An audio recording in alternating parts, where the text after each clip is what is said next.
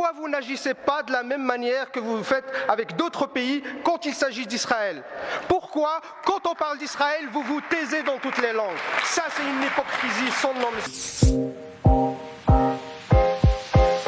Ça fait 74 ans que le peuple palestinien souffre de la colonisation illégale israélienne. Ça fait 74 ans qu'il vit sous les bombes, sous la barbarie de l'armée israélienne. Et depuis le début du mois du Ramadan, cette armée israélienne a agressé le peuple palestinien en Cisjordanie. Elle a intensifié ses attaques. Et en Cisjordanie, on a 23 Palestiniens, dont 3 femmes et 4 enfants, qui sont tués. Et si on rapporte ce chiffre depuis le début de l'année 2022, ça veut dire depuis 4 mois, on est à plus de 50 morts. Ça veut dire 5 fois plus que l'année précédente pour la même période. Et aussi à Jérusalem, l'armée israélienne fait des attaques contre les Palestiniens, que ce soit à la mosquée Al-Aqsa ou dans l'ensemble de Jérusalem. Ces agressions sont inacceptables et elles violent la Charte des Nations Unies, elles violent le droit international, elles violent les droits humains, des valeurs qui nous ont chères.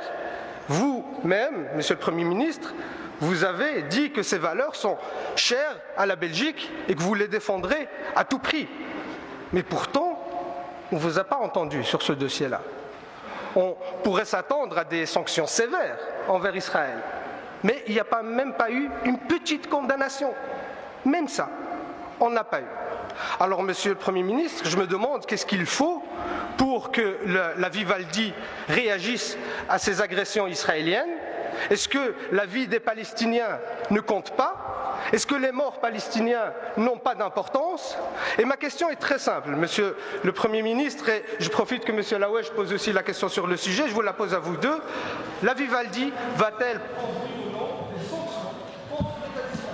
Et nous voyons que dans cette période où en même temps il y a et le Ramadan et Pâques et la période de Pâques juive qui sont des périodes où malheureusement il y a de très fortes tensions. Et c'est dommage parce qu'en fait ça devrait être une période de paix, une période de vivre ensemble. Comme toujours, la Belgique garde une position au centre, mais une position où elle demande la fin de la violence.